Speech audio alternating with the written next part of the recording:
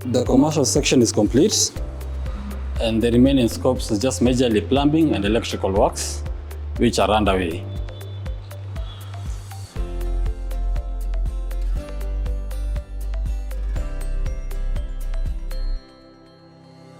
Plumbing works are ongoing, and all the materials have been delivered to site, and the scopes are being executed.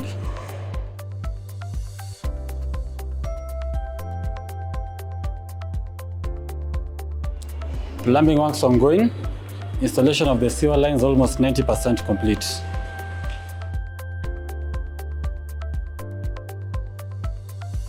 Exterior paint work is also 100% complete, and they're removing the scaffolding works.